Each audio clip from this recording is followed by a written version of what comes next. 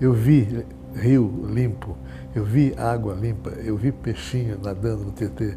Nós temos que transformar os nossos rios em rios novamente, porque hoje eles são algo abjeto.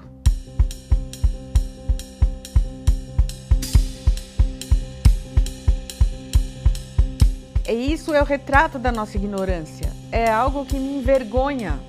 Eu tenho vergonha do meu país quando eu passo às margens de qualquer rio.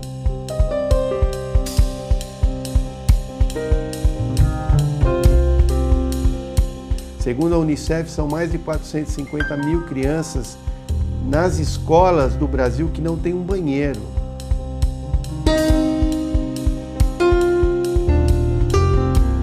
Quando as pessoas dizem assim, eu vou à praia, dizem assim, o final de semana foi ótimo na praia, ela pulou córrego de esgoto que desemboca na praia. Eu falei, pô, ótimo não foi qualquer coisa, mas ótimo não.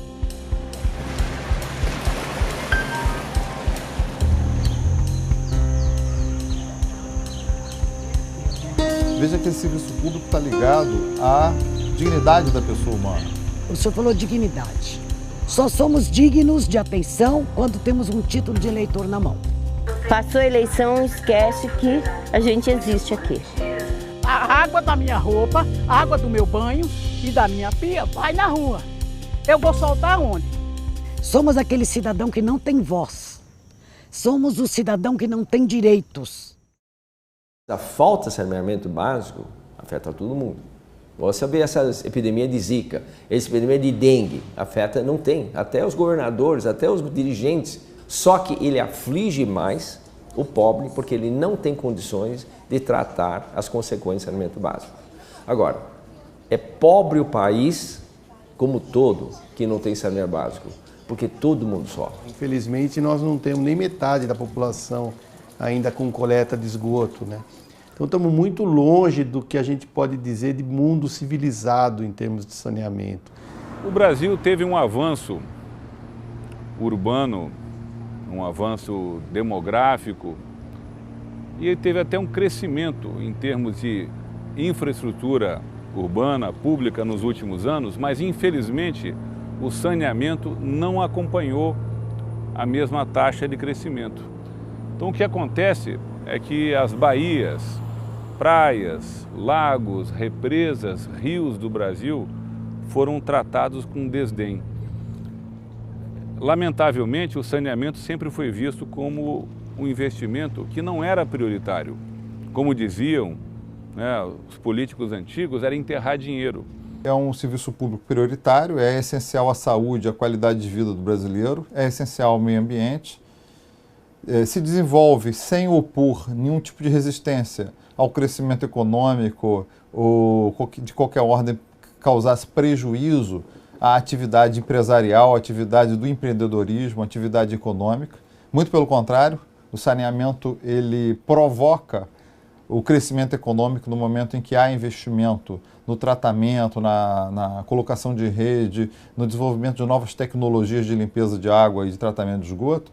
É um benefício, não só para o meio ambiente, mas como também para o setor privado, para o setor produtivo, para o setor de investimento no Brasil. Não dá para você ter uma cobertura perto de 50% no geral do Brasil de esgoto, isso é um índice vergonhoso. Então, precisa efetivamente que se aumente essa cobertura. Você viver rodeado de fezes e fezes não tratadas, né? Você, na verdade, ingerir fezes, isso é uma coisa muito frequente ainda, com perto de 50% só de esgoto, de rede de esgoto é muito pouco, mais de 30 milhões que não tem acesso à água tratada. Isso é uma coisa que não pode, um país nosso que está em plena ascensão, né, que atingiu o nível de desenvolvimento, né?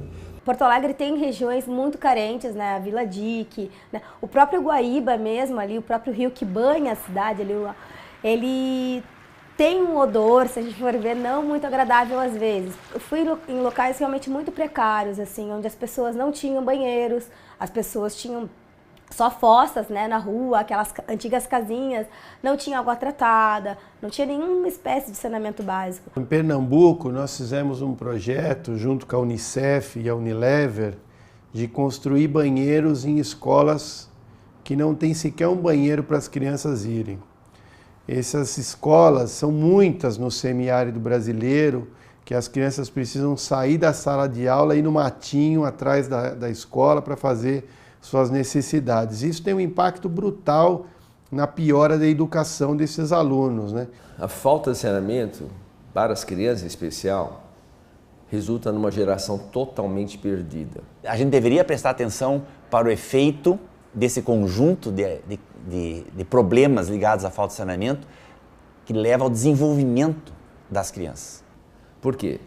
Porque a falta de saneamento aumenta o risco dessa criança não crescer adequadamente. A falta de saneamento faz com que a mãe que gera essa criança não tenha saúde adequada, não tenha o seu corpo limpo para gerar um filho nas melhores condições. Meu último filho agora eu tive aqui em casa. Entendi. Ele nasceu aqui, entendeu? Porque fui nos médicos, tudo, mas só que não quiseram me segurar, né? Então eu falei, eu cheguei, eu me falei assim, então, se for para nascer, ele vai nascer em casa. Foi justo e feito, ele nasceu em casa.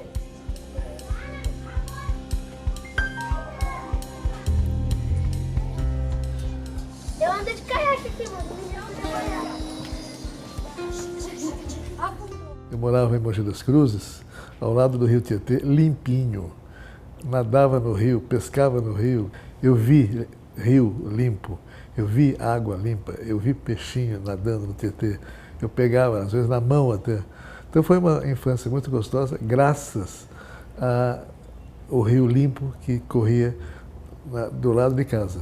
Dá vergonha para a gente receber alguém aqui em São Paulo, ir no aeroporto internacional de Guarulhos e passar pela Marginal. Não é? Então, eu preferia ter rios limpos para me apropriar deles, né? Para ter eles como um símbolo não só da minha cidade, mas o símbolo de uma cidade e de uma conduta melhor, uma relação melhor com o ambiente, com a saúde. Não pode fazer parte da nossa vida termos todas as condições de um saneamento correto, né? E convivermos com essa situação de, na porta de casa, ter o esgoto a céu aberto, como acontece em muitas cidades do Brasil. De todo o estado de Rio de Janeiro, apenas 2 prestadoras de serviços são submetidas a um mecanismo próprio de regulação, de controle do serviço de saneamento. Apenas 2, digamos 10 municípios, cerca de 10 ou 12 municípios, dos 92 municípios do estado, são efetivamente submetidos a uma regulação, a uma agência reguladora. Todos os outros municípios estão prestando serviços no escuro, sem que as pessoas conheçam a verdadeira área de cobertura, sem que eles conheçam as metas de expansão, os indicadores que são praticados, que são avaliados naquele município. Por que você, na maior cidade do país, eu estou falando, na mais importante, na única cidade cosmopolita do Brasil chamada São Paulo, as pessoas vão de um lado para o outro e atravessam 2 rios poluídos, pelo menos por dia? São Paulo, você tem toda a questão do sistema Cantareira, do sistema Tietê, o Rio Pinheiros em plena cidade, uma água parada, imunda, a represa Billings contaminada há décadas, a represa Guarapiranga suja e piorando lentamente à medida que você tem uma ocupação desordenada dos mananciais, né, das águas que contribuem com a represa Guarapiranga, que é um local lindo, mas infelizmente poluído.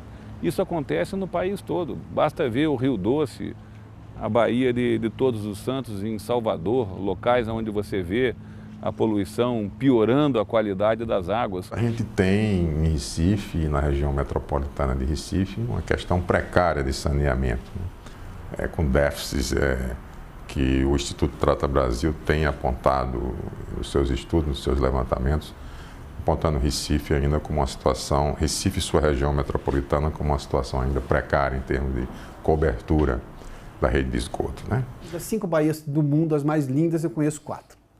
Conheço a de Sydney, conheço a Baía da Guanabara, conheço a da Cidade do Cabo, enfim. E as pessoas me perguntam se a Baía da Guanabara é a mais linda. Eu falei, não, é a mais poluída. É a mais feia. Se está poluída, não é bonita. o nível de poluição é enorme. Aqui nessa região, na Urca, em Botafogo, ainda hoje é lançado esgoto sem tratamento nenhum, diariamente em volumes absurdos. Não adianta eu tratar o esgoto aqui se o dali continua sendo lançado. Nós temos que ter um planejamento integrado e definir num programa de longo prazo de investimento e investindo em etapas e de acordo com esse planejamento. Quer dizer, a Bahia são 16 municípios, ninguém trata nada. Chega de avião no estado do Rio de Janeiro, na cidade do Rio de Janeiro, e olha a Baixada Fluminense, olha a região metropolitana. Eu diria que há municípios ali, como São João de Meriti, que beiram a zero de tratamento de esgoto. Beiram a zero de tratamento de esgoto.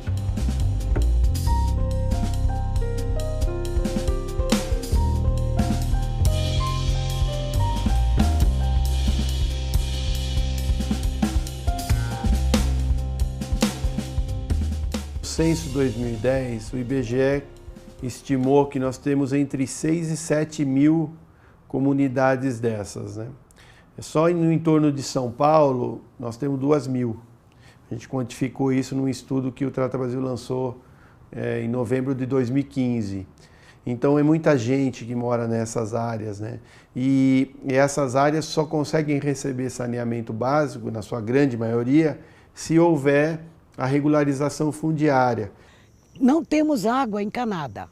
A maioria da população aqui, alguns é água de poço, alguns é a rede clandestina que os senhores filmaram, mangueiras que nós compramos, instalamos e somos ladrões de água, o que é uma vergonha.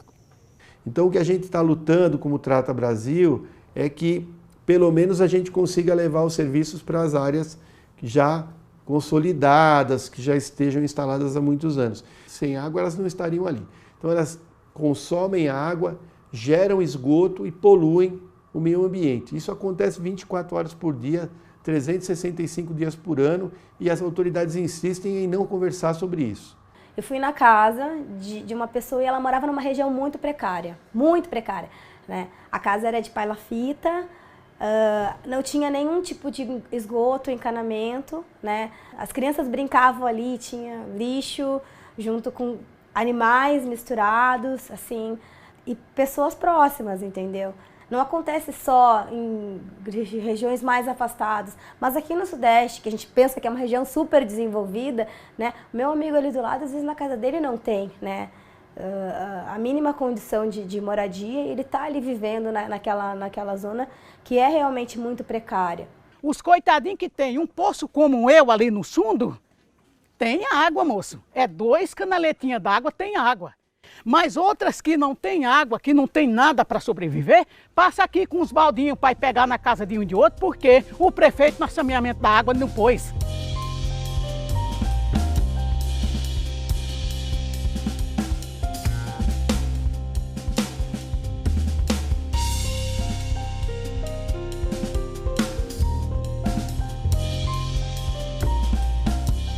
Como já diz o nome, saneamento básico. Então, são as coisas básicas para te poder ter a tua vida num parâmetro assim, de nível de sanidade higiênica mínima, né?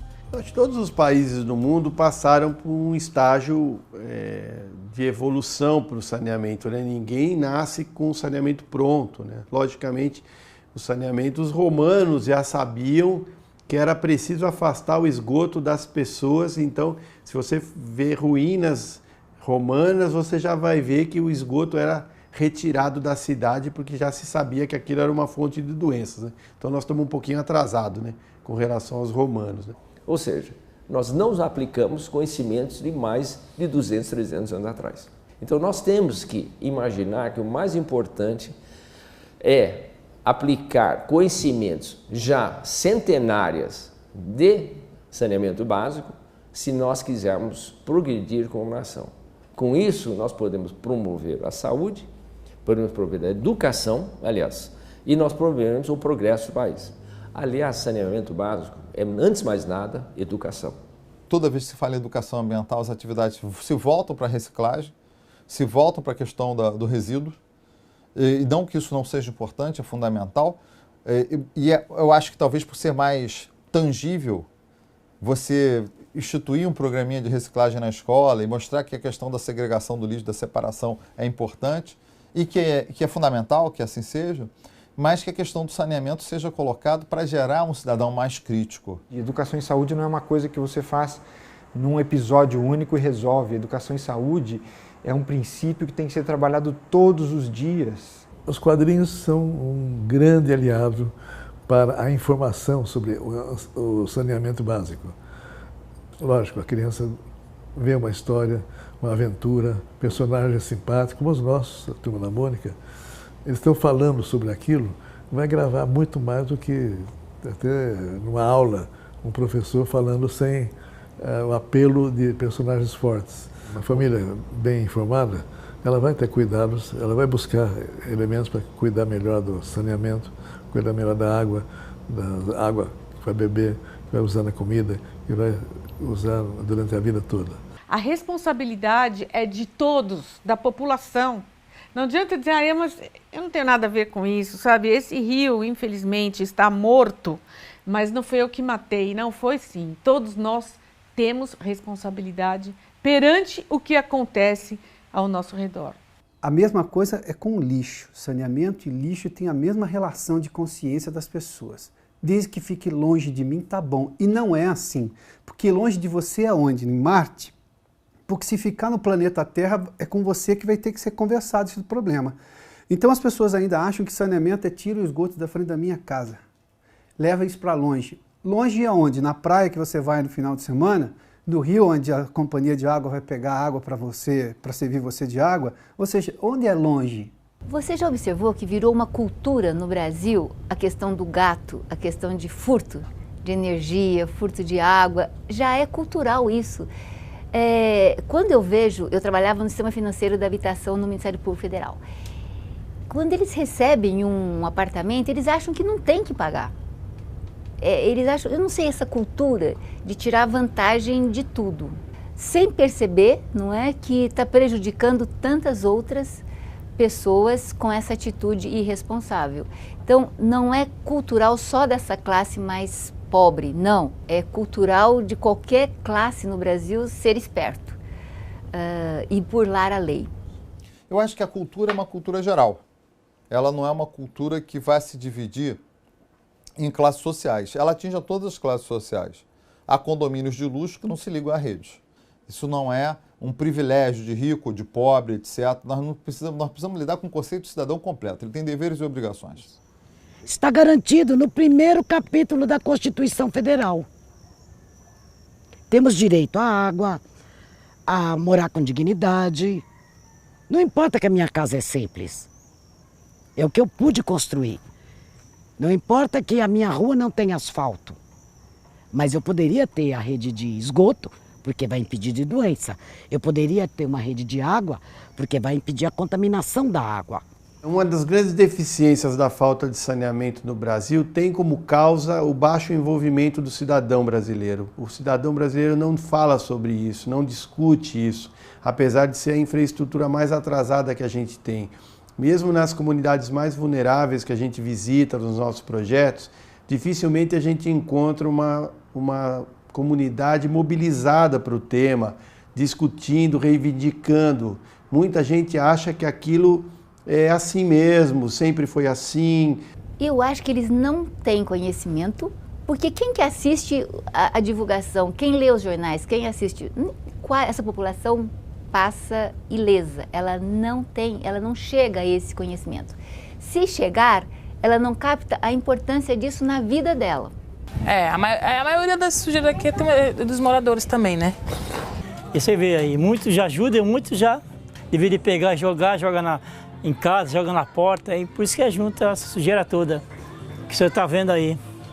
Percebe como a causa não é percebida pelas pessoas? Não era percebida há 20 e poucos anos atrás, não era percebida há 40 anos atrás, e não é percebida hoje ainda, não na sua integralidade. E esse é o drama. Acho que tem que ter pesquisa como é feito via Instituto Trata Brasil ou outros institutos de pesquisa, porque sem dados concretos nós não podemos argumentar. Temos que partir de estudos. pesquisas sérias, né, que depois têm que ser divulgadas. Esses dados têm que ser trabalhados. Trata Brasil, ele é uma organização da sociedade civil de interesse público, é uma OCIP, formado por empresas, por parcerias com entidades acadêmicas, com escolas, com entidades governamentais. Então nós temos tanto empresas que nos apoiam como entidades que nos apoiam ligadas à área social, à área infantil, à área do terceiro setor. Então nós trabalhamos em rede para atuar no Brasil inteiro, né? Nosso principal objetivo é mobilizar a sociedade para o problema da falta de saneamento, porque a gente quer que o cidadão entenda melhor o que está acontecendo e cobre providências. O Instituto passou a ser reconhecido como fonte da base de dados para o saneamento, que a gente não tinha. Quer dizer, não havia uma instituição no Brasil que comunicasse ou informasse a população o que está acontecendo e quais eram os prejuízos. Entidades como o Trata Brasil têm o conhecimento, a técnica e a adesão de entidades, empresas que podem oferecer soluções adequadas. E esse conjunto, essa simbiose, produz melhorias na comunidade. É um exemplo até para outros países do mundo. E, de tal forma que eu quero dizer assim, nós não estamos no zero. Já tem o Instituto Trata Brasil, que é uma fonte enorme de informação, e a gente vê, recebendo, não é, o material que vocês enviam, a quantidade de repercussão que já se consegue fazer na mídia. A questão toda é fazer com que essa informação, e aí é bem, você colocou bem, né? É uma informação, ela tem que continuar fluindo, não pode parar de fluir. Quer dizer, essa missão do Instituto tem que continuar.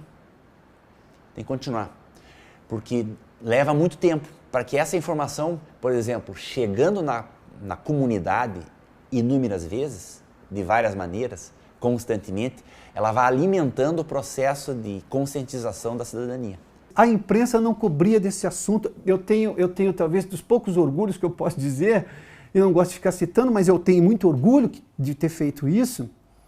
Nós começamos essa discussão começou com o Trata Brasil, e o Trata Brasil não tinha sequer nenhuma exposição, porque era um assunto que não comovia. Aí você fala assim, coitado, a infância, mortalidade infantil, crianças morrendo, isso é triste? Por que morre? A mortalidade infantil tem na sua origem fatores como baixa renda, baixa escolaridade, especialmente da mãe, e pouco acesso aos serviços públicos, especialmente de saúde, e, é claro, a saneamento. Parte dos que morrem por falta de saneamento. Então não adianta você achar que é mais cult falar do problema de mortalidade infantil se você não for falar do que gera o problema. Saneamento é o maior indicador, né, de saúde pública. Como todo lugar onde falta saneamento, nós temos problemas de doenças, né, que não são poucas, né, e qual a comunidade sofre diariamente com essa situação, né? A doença pior que eu tive aqui foi uma vez que a minha filha ficou aqui em casa e pegou a dengue, né? Inclusive foi hemorrágica. Então, historicamente, a falta de saneamento básico sempre foi muito ligada a problemas na saúde pública, isso no mundo inteiro. Então, a Organização Mundial de Saúde fala disso há décadas, existem centenas e centenas de estudos correlacionando lugares sem saneamento com várias doenças. As mais tradicionais são as diarreias, as doenças gastrointestinais, os problemas de pele, esquistossomose, leptospirose, que é doença de rato. Uma época que eu trabalhava no curso de medicina na Universidade do Estado do Amazonas, eu fazia um trabalho com meus alunos e eles iam na periferia de Manaus. A periferia de Manaus são áreas que a cidade cresce em direção à floresta. E são áreas de infraestrutura assim, muito precária. E os meus estudantes lá, eles iam motivados a fazer uma pergunta para as pessoas. Era assim, o senhor morador aqui desse bairro, né? O senhor teve alguma doença no último ano? E eles diziam assim, não tive nenhuma doença neste último ano. E malária, o senhor teve? Eles diziam, malária tive 2. Não é? Isso é muito interessante, né? A malária também é uma doença relacionada a uma condição de precário saneamento ambiental. E a gente nota que isso começa a fazer parte da rotina de vida das pessoas, de se entenderem naquele local, que ali se vive assim. A falta de saneamento já trouxe doença para o senhor e para a sua família? Graças a Deus, não. O senhor conhece pessoas que tiveram esse problema aqui? Não. Não? diarreia, coceira, queda de cabelo, dente podre. Eu também vejo sempre muitas crianças com frieira no pé, né, de andar na lama, no meio dos lixos. Sempre cortam o pé no mangue porque jogam muita sujeira no mangue, jogam garrafas de vidro, televisões. A gente tem estudos que mostram, por exemplo, que o Brasil tem girado em torno de 400 mil internações por ano, só de diarreias, 400 mil internações. Os estudos mostram que se o Brasil caminhasse para a universalização, isso poderia cair para em torno de 270 mil.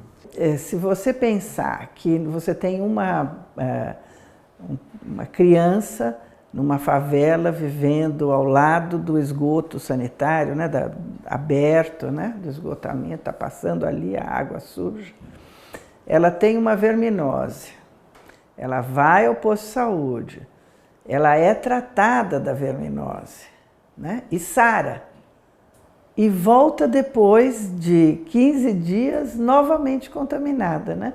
Então você vai dizer, o remédio não trata a verminose. Né? Você pode concluir isso. O serviço de saúde não trata a verminose.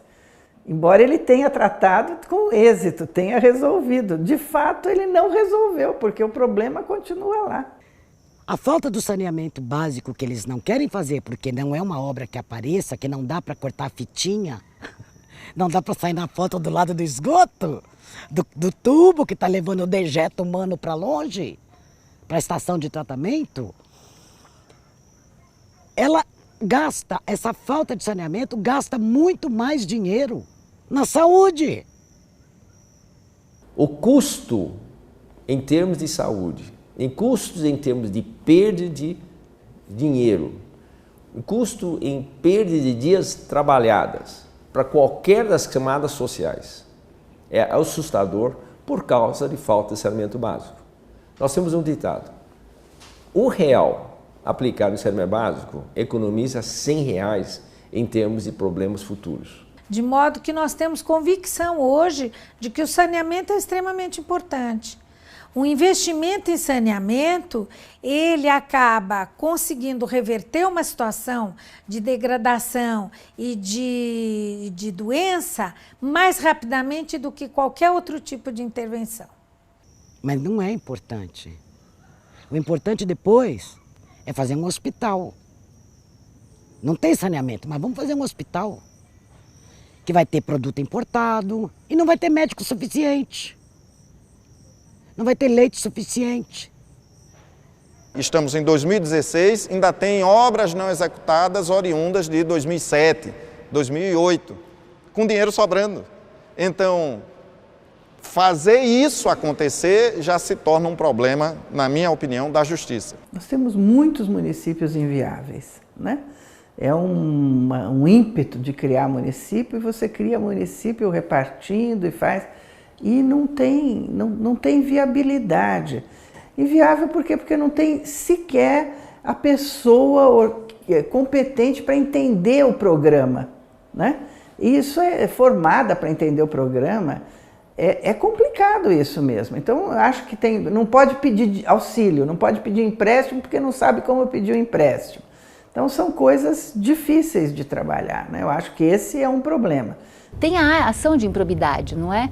Que realmente ela intimida muitos prefeitos. E o que surge? Adiamentos e mais adiamentos dos planos que eles deveriam implementar, no caso dos aterros sanitários que deveriam implementar no lugar de lixões, e assim vai. Eles conseguem inserir numa legislação a prorrogação desses prazos salutares e que acabam prejudicando a eficácia dessas políticas. Bom, nós podemos sim exigir das prefeituras, por exemplo, que façam saneamento. O poder público ele tem obrigação disso e ele pode ser processado por não fazer. Ocorre que muitas vezes um prefeito ou mesmo um secretário municipal, ele não tem informação suficiente de como proceder para realizar as licitações ou para providenciar esse saneamento.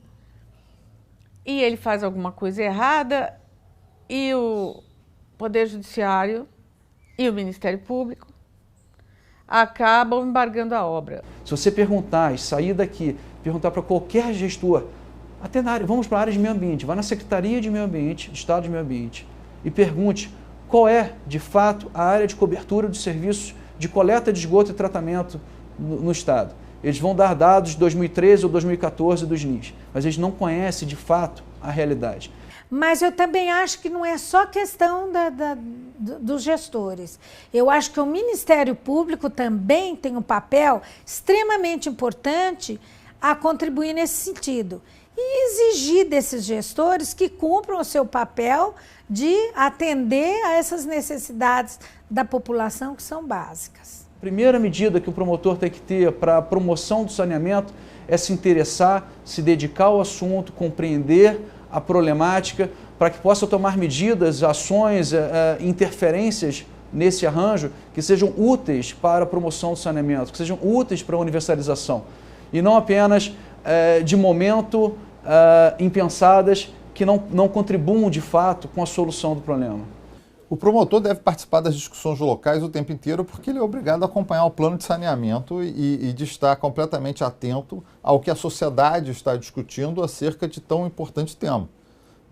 Aliás, é direito de participação da sociedade saber também qual o teor das investigações que são tidas pelo Ministério Público, porque, em regra, essas investigações e os inquéritos civis, de forma geral, são públicos.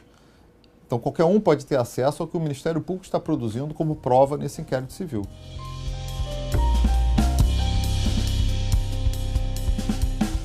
O ideal seria o Brasil chegar em 2033, pelo menos com as áreas urbanas resolvidas em termos de saneamento básico. Pelo andar da carruagem, se a gente pegando os últimos 8 anos dos indicadores, é fato que isso não acontecerá, a não ser que houvesse uma revolução total no saneamento nos próximos anos. É possível? Lógico que é possível. A gente sabe fazer, não, são obras que a gente já conhece, saneamento não tem nada de diferente, nós não estamos falando de tecnologia 8G do celular, nós estamos falando de tubulação para levar água, tubulação para tirar o esgoto, estação de tratamento de esgoto. É ridículo do ponto de vista tecnológico. Se a gente tivesse um ritmo de aplicação financeira agora, daqui uns 20 anos a gente conseguiria atender essa demanda social. Coisa que no Uruguai ou na Argentina ou no Chile, o índice de cobertura está em torno de 98%. Por quê? Porque lá o vizinho aqui, que também tem todas as mazelas que nós temos, achou que isso era prioritário. Felizmente, ano a ano, nós temos tido alguns avanços, mas não em função daquilo que todos nós esperávamos, né? Principalmente a partir do PAC, né? Do governo federal. A nossa expectativa é que essa situação fosse melhorar bastante, né? O Ministério das Cidades e tudo mais. Mas, infelizmente, isso não tem ocorrido na proporção esperada. Então, eu vejo como muito pouco provável, acho que praticamente impossível, da gente chegar a universalizar em 2033. Mas é possível para 2050, o importante é não perder o foco da necessidade de universalizar, que seja em 20, 30, 40 anos, mas a gente tem que avançar, mesmo que seja em doses homeopáticas, permanentemente, e controlar também o crescimento desenfreado das cidades e desordenado. Nós estamos no século XIX ainda em saneamento básico. Nós precisamos passar para o século XX, para depois passar para o século XXI. Nós já temos mais internet nas escolas do que coleta de esgoto. A internet é novíssima. O esgoto é desde que o mundo é mundo. Não investir é uma burrice histórica. É um crime que se comete contra a civilização brasileira. O saneamento não é responsabilidade dos governantes. É também dos governantes. Mas é responsabilidade de todos nós. É responsabilidade das pessoas que estão nas suas casas. Eu acho que o baluarte mais importante da defesa da cidadania são as pessoas.